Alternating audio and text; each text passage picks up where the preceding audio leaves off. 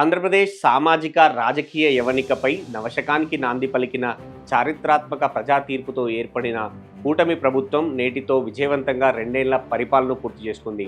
గత 5 ఏళ్ల కాలంలో సాగిన నిరంకుశ భయాందోళనలు, రాజ్యాంగ వ్యవస్థల నిర్వీర్యం, వ్యవస్థాగత ఆర్థిక అరాచకాల చీకటి నీడల నుండి నవ్యాంధ్ర సమాజం ఇప్పుడు సరికొత్త స్వేచ్ఛా పవనాలను సంపూర్ణంగా ఆస్వాదిస్తోంది. ఒకప్పుడు తెల్లవారితే ఎవరిపై ఏ అక్రమ కేసు బనాయిస్తారో, అర్ధరాత్రి వేళల్లో ఏ నిరపరాధి ఇళ్ల గోడలు దూకి తలుపులు బద్దలు కొడతారో, సోషల్ మీడియాలో పెట్టే ఏ ప్రజాస్వామ్యబద్ధమైన పోస్టుకు ఏ రకమైన థర్డ్ డిగ్రీ లాకప్ చిత్రహింసలు ఎదురవుతాయో తెలియక పౌర సమాజం ఉక్కిరిబిక్కిరైంది. పౌరుల ప్రాథమిక హక్కులను సైతం తాకట్టు పెట్టిన నాటి అప్రజాస్వామిక ఇనుపరథ చక్రాల కింద నగిలిపోయిన ఏపీ పౌరుడు నేడు ఎట్టకేలకు భయరహిత వాతావరణంలో ప్రశాంతంగా ఊపిరి పీల్చుకుంటూ తన ఆత్మగౌరవాన్ని తిరిగి పొందుతున్నాడు. ఈ 2 ఏళ్ల కాలంలో కూటమి ప్రభుత్వం సాధించిన అతిపెద్ద విజయం సామాన్యుడిని పాలకుల నిఘా నీడల నుంచి విముక్తి చేయడం. గతంలో ప్రతి పౌరుడు వ్యక్తిగత జీవితాన్ని, వారి రాజకీయ స్వేచ్ఛను అడుగడుగునా శాసించిన సమాంతర పాలన వాలంటీర్ల వ్యవస్థకు చమరగీతం పాడటంతో పాటు హద్దులు లేని దందాలతో రెచ్చిపోయిన నేరగాళ్లకు లభించిన ఫ్రీ హ్యాండ్కు ఈ ప్రభుత్వం పూర్తిగా బ్రేకులు వేయగలిగింది. ప్రజలు తామేం తినాలో, ఏం బ్రాండ్ మద్యం తాగాలో కూడా పాలకులే నిర్ణయించి బలవంతంగా జేబులు గుల్లా చేసిన వికృత లిక్కర్ క్యాష్ మాఫియా పగటి దోపిడీలు ఆగిపోయాయి. పాలకుల అతిజోక్యం, వేధింపులు లేని సామాన్యుడిగా స్వేచ్ఛాజీవిగా బతకనిచ్చే ఒక నిఖాసైన ప్రజాస్వామ్య వైభవాన్ని ఈ 2 ఏళ్లలో కూటమి ప్రభుత్వం పునరుద్ధరించింది. 5 ఏళ్ల తుగ్లక్ నిర్ణయాలు, రివర్స్ టెండరింగ్ల భయంతో రాష్ట్రం నుంచి పెట్టుబడులన్నీ పొరుగు రాష్ట్రాలకు పారిపోగా, ఈ 2 ఏళ్లలో కూటమి పరిపాలనలో ముఖ్యమంత్రి నారా చంద్రబాబు నాయుడు తన గ్లోబల్ బ్రాండ్ ఇమేజ్తో ఆంధ్రప్రదేశ్ని మళ్లీ అంతర్జాతీయ ఇన్వెస్టర్ల స్వర్గధామంగా మార్చారు. బ్యాంక్ ఆఫ్ బరోడా, CMIE తాజా ఆర్థిక నివేదికల ప్రకారం దేశవ్యాప్తంగా వచ్చిన మొత్తం పెట్టుబడుల ప్రతిపాదనలో ఏకంగా 25% పైగా సింహభాగాన్ని కేవలం ఆంధ్రప్రదేశ్ ఒక్కటే దక్కించుకుందని, దేశంలోనే అగ్రస్థానంలో నిలిచిందని చెప్పింది. సరికొత్త పారిశ్రామిక విధానాలు, ఎకనామిక్ కారిడార్ల ఏర్పాటుతో గడిచిన 2 ఏళ్ల కాలంలో ఏపీకి ఏకంగా 23 లక్షల కోట్ల భారీ పెట్టుబడులు వివిధ దశల్లో గ్రాండ్ అవ్వడం రాష్ట్ర పారిశ్రామిక చరిత్రలోనే ఓ సరికొత్త రికార్డ్. పాలకులపై నమ్మకంతో గ్లోబల్ జైంట్స్ అన్ని క్యూ కట్టడం వల్లే ఈ అద్భుతమైన సంపద సృష్టి సాధ్యమైంది. రాష్ట్రానికి వచ్చిన ఈ మెగా ప్రాజెక్టు, మెగా పెట్టుబడుల హబ్లో సాంకేతిక, ఇంధన రంగాలు సరికొత్త విప్లవాన్ని సృష్టిస్తున్నాయి. ఇందులో ప్రధానంగా విశాఖపట్నంలో గూగుల్ అనుబంధ సంస్థ రైడెన్ అంతర్జాతీయ ప్రమాణాలతో ఏర్పాటు చేసిన 1.3 లక్షల కోట్ల mega AI data centre Uttarandhra IT రంగానికి అకుటాయమానంగా నిలవనుంది. దీనికి తోడు రిలయన్స్ జాయింట్ వెంచర్ ఆధ్వర్యంలో 98,000 కోట్ల అంచనా వ్యయంతో మరో భారీ డేటా సెంటర్ శరవేగంగా రూపుదిద్దుకుంటోంది. అటు రాయలసీమ జిల్లాల రూపురేఖలను మారుస్తూ ప్రముఖ ఇంధన సంస్థ ABC క్లీన్టెక్ సుమారు 1,00,000 కోట్లకు పైగా ప్రతిష్టాత్మక గ్రీన్ ఎనర్జీ కారిడార్ ప్రాజెక్టులను గ్రౌండ్ చేసింది. క్లీన్ ఎనర్జీ, హై టెక్నాలజీ మౌలిక వసతుల కలయికతో లక్షలాది మంది యువతకు ఉపాధి కల్పిస్తున్న ఈ 23 లక్షల కోట్ల ప్రగతి ప్రస్థానం రాబోయే రోజుల్లో ఆంధ్రప్రదేశ్ను దేశ ఆర్థిక వ్యవస్థకే ఓ గ్రోత్ ఇంజన్గా నిలబెట్టబోతోంది. రాష్ట్ర వ్యవసాయ రంగానికి వెన్నుముక, కోట్ల మంది రైతాంగపు దశాబ్దాల స్వప్నమైన పోలవరం బహుళార్థక ప్రాజెక్టును గత ప్రభుత్వం రివర్స్ టెండరింగ్ల పేరిట రాజకీయ కక్ష సాధింపుల కోసం గోదావరిలోనే ముంచేసింది.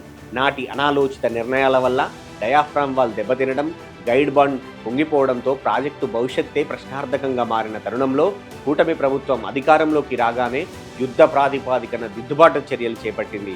ముఖ్యమంత్రి నారా చంద్రబాబు నాయుడు కేంద్ర ప్రభుత్వంతో నిరంతరం జరిపిన దౌత్యపరమైన సంప్రదింపుల ఫలితంగా ప్రాజెక్ట్ ఫేజ్ 1 పూర్తి చేయడానికి అవసరమైన నిధుల లైన్ క్లియర్ అయింది. దెబ్బతిన్న డయాఫ్రామ్ వాల్ ప్రాంతాల్లో అంతర్జాతీయ నిపుణుల పర్యవేక్షణలో సరికొత్త జియోటెక్నికల్ పనులను శరవేగంగా పూర్తి చేస్తున్నారు. ఇందులో భాగంగానే పోలవరం లెఫ్ట్ మెయిన్ కెనాల్ ప్యాకేజీలు 5A పరిధిలో పెండింగ్లో ఉన్న లైనింగ్, తవ్వకం పనులను పరుగులు పెట్టించేందుకు ఏకంగా 796 కోట్ల సవరించిన పరిపాలనా అనుమతులను మంజూరు చేస్తూ కేబినెట్ చారిత్రాత్మక నిర్ణయం తీసుకుంది.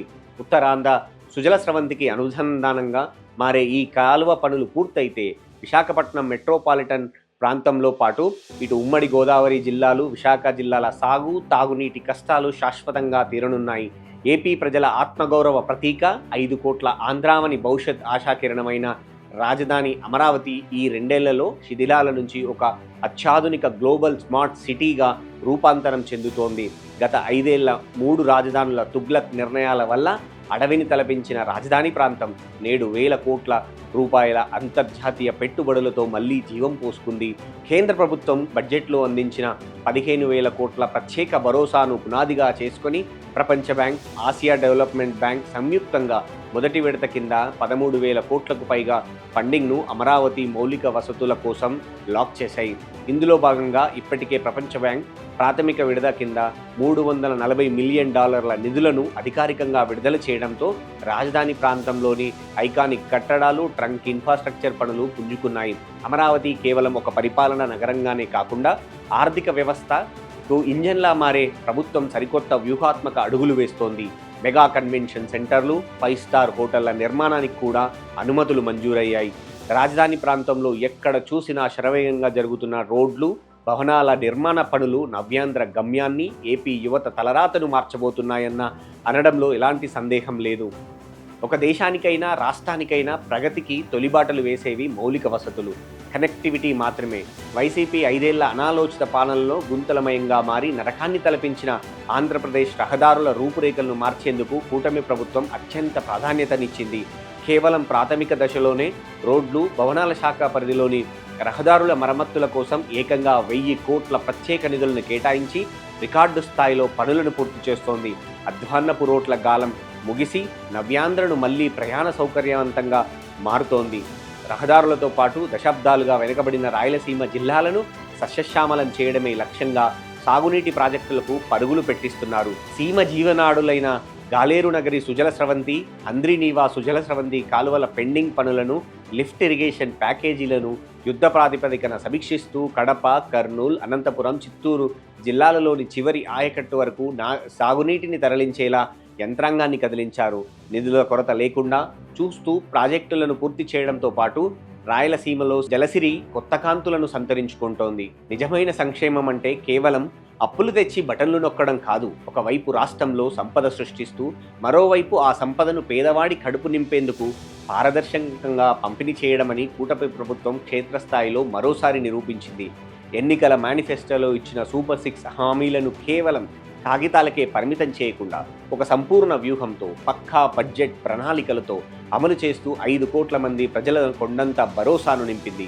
ఆర్థిక క్రమశిక్షణను పాటిస్తూనే సమాజంలోని ప్రతి వర్గానికి సంక్షేమ ఫలాలను సకాలంలో అందిస్తుండడం కూటమి పరిపాలనా దక్షతకు అద్దం పడుతోంది. ఈ సంక్షేమం విప్లవంలో అగ్రతాంబూలం రాష్ట్రానికి వెన్నుముక అయిన రైతులోకానికే దక్కింది. అన్నదాత సుఖీభవ కింద రైతులకు పెట్టుబడి సహాయాన్ని సకాలంలో అందించడంతో కాకుండా గతంలో ఎన్నడూ లేని విధంగా ధాన్యం సేకరణలో విప్లవాత్మకమైన మార్పులు తెచ్చారు. రికార్డు స్థాయిలో 8,120 కోట్ల భారీ వ్యయంతో 34.23 లక్షల టన్నుల ధాన్యాన్ని సేకరించడమే కాకుండా గతేళ్ల వైసీపీ హయాం నాటి నిరీక్షణలకు చమరగీతం పాడుతూ ధాన్యం అప్పగించిన కేవలం 24 గంటల వ్యవధిలోనే రైతుల ఖాతాల్లోకి నేరుగా నగదు బదిలీ చేసి సరికొత్త రికార్డు సృష్టించారు. దళారీ వ్యవస్థను పూర్తిగా నిర్మూలించి మద్దతు ధరను నేరుగా రైతు చేతిలోకి అందేలా చేసిన ఈ ప్రక్రియ అన్నదాతల్లో సరికొత్త ఉత్సాహాన్ని నింపింది. పేదవాడి ఆకలి తీర్చడమే పరమావధిగా ఏర్పాటైన అన్నా క్యాంటీన్లను గత ప్రభుత్వం రద్దు చేస్తే అన్నా క్యాంటీన్లను కూటమి ప్రభుత్వం అత్యంత ప్రతిష్టాత్మకంగా పునరుద్ధరించింది. నాణ్యమైన, రుచికరమైన భోజనాన్ని కేవలం 5 రూపాయలకే అందిస్తూ రాష్ట్ర వ్యాప్తంగా వందలాది అన్నా క్యాంటీన్లు లక్షలాది మంది వలస కార్మికులు, పేదల కడుపు నింపుతున్నాయి. దీనికి తోడు సమాజంలో సగభాగమైన మహిళల ఆర్థిక, సామాజిక సాధికారత కోసం మహిళా శక్తి పథకాలను అద్భుతంగా అమలు చేస్తున్నారు. తల్లికి వందనం ద్వారా బడికి వెళ్లే ప్రతి బిడ్డ చదువుకు దూరం కాకుండా ఆర్థిక సహాయాన్ని అందిస్తుండగా, దీపం పథకం కింద ఉచిత గ్యాస్ సిలిండర్ల పంపిణీ పేదింటి ఇళ్లాళ్లకు వంటగది భారాన్ని తగ్గించింది. అలాగే మహిళలకు కల్పించిన ఉచిత ఆర్టీసీ బస్సు ప్రయాణ సౌకర్యం వారి జీవనోపాధికి, ప్రయాణ స్వేచ్ఛకు సరికొత్త రెక్కలనిచ్చింది.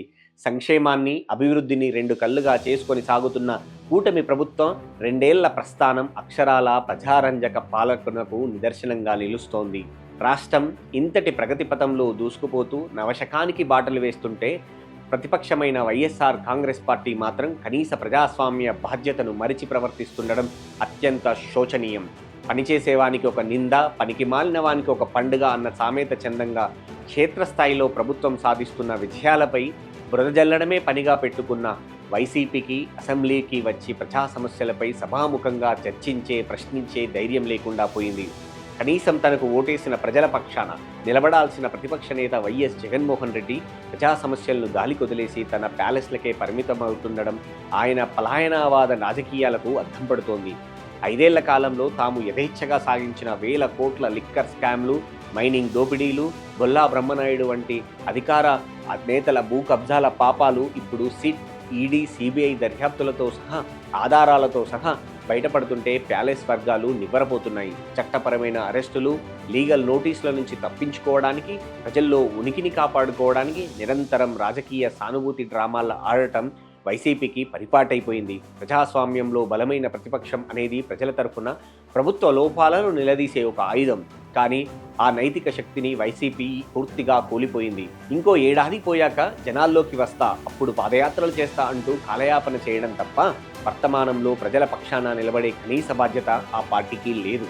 ప్రజలు తమను పూర్తిగా తిరస్కరించినా మారకపోగా చట్టం తన పని తాను చేసుకుపోతుంటే దానికి రాజకీయ రంగులు పూస్తూ సానుభూతి కోసం పాకులాడటం వీరి దిగజారుడుతనానికి నిదర్శనం. ప్రజల కష్టసుఖాలతో నిమిత్తం లేకుండా కేవలం తమ వ్యక్తిగత రాజకీయ ప్రయోజనాల కోసం, స్వార్థ రాజకీయాల కోసం చేసే ఇలాంటి బాధ్యతారహితమైన పలాయనవాద ప్రతిపక్షం ఉండటం అక్షరాల ఆంధ్రప్రదేశ్ ప్రజలకు పట్టిన శాపం. అయితే నవ్యాంధ్ర ప్రగతికి మాత్రం ఒక పెద్ద దురదృష్టం అని చెప్పుకోవచ్చు. గడిచిన 2 ఏళ్ల కాలంలో ఆంధ్రప్రదేశ్ సాధించిన ప్రగతి, పునరుద్ధరించుకున్న ప్రజాస్వామ్య వైభవం అద్భుతమైనవే అయినప్పటికీ అసలు సిసలైన పరీక్ష మున్ముందు ఉందనే నిజాన్ని పాలకులు మరవరాదు. కూటమి ప్రభుత్వానికి ఇంకా 60% మాత్రమే పాలనా కాలం మిగిలే ఉంది. రాబోయే రోజుల్లో అంతర్జాతీయ ఆర్థిక మాంద్యపు ముప్పు, మారుతున్న భౌగోళిక రాజకీయ పరిస్థితుల ప్రభావం దేశీయ మార్కెట్లతో పాటు రాష్ట్ర ఆర్థిక వనరులపై, పెట్టుబడుల వేగంపై పడే అవకాశం లేకపోలేదు. అయితే తన చేతుల్లో లేని ఇటువంటి అంతర్జాతీయ ప్రతికూల పరిణామాలను సైతం రాష్ట్ర ప్రయోజనాలకు అనుకూలంగా మలుచుకోవడంలో, ఢిల్లీ పెద్దలను ఒప్పించి నిధులు రాబట్టడంలో సీఎం చంద్రబాబు ఇప్పుడున్న 5 దశాబ్దాల రాజకీయ చాణక్యమే ఇప్పుడు ఏపీకి లభించిన అతిపెద్ద రక్షణ కవచం. అదే సమయంలో క్షేత్రస్థాయిలో తెలుగుదేశం, జనసేన, బీజేపీ క్యాడర్ ఎక్కడైనా అతి ఉత్సాహంతోనో లేదా గత పాలకుల కక్ష సాధింపు ధోరణిని అందిపుచ్చుకొని దారి తప్పినా, పైగా Chandrababu, deputy CM Pawan, BJP అగ్రనాయకత్వం అత్యంత సమన్వయంతో వ్యవహరిస్తున్నారు. ఎప్పటికప్పుడు కింది స్థాయి శ్రేణులను హెచ్చరిస్తూ తప్పులను సరిదిద్దుకుంటూ వెళ్తుండడం ఈ త్రిపక్ష కూటమికి ఉన్న పరిపక్వతకు నిదర్శనంగా కనపడుతోంది. పరిపాలనలో ఈ అంతర్గత సమన్వయమే రాబోయే 3 ఏళ్ల ప్రయాణానికి అత్యంత కీలకం. కృషి ఉంటే మనుషులు ఋషులవుతారు, నిలకడ ఉంటే రాజ్యాలు స్వర్ణాలవుతాయి. 5 ఏళ్ల అరాచక పాలన చేసిన గాయాల నుంచి, ఆర్థిక విధ్వంసపు శిథిలాల నుంచి కేవలం 2 ఏళ్లలోనే కోలుకొని నేడు దేశంలోనే పెట్టుబడుల్లో అగ్రగామిగా నిలిచిన ఆంధ్రప్రదేశ్ ప్రస్థానం ఒక అద్భుతం. రాబోయే 3 ఏళ్ల కాలంలోనూ ఇదే పారిశ్రామిక స్థిరత్వాన్ని, ఇదే రాజకీయ సమన్వయాన్ని, ఇదే ప్రజా సంక్షేమ హేళనను నిలబెట్టుకుంటూ కూటమి ప్రభుత్వం ముందుకు సాగితే 5 కోట్ల మంది ఆంధ్రావని కలలుగన్న రేపటి తరం భవిష్యత్తును మార్చే స్వర్ణాంధ్ర కావడం ఎంతమాత్రం అసాధ్యం కాదు.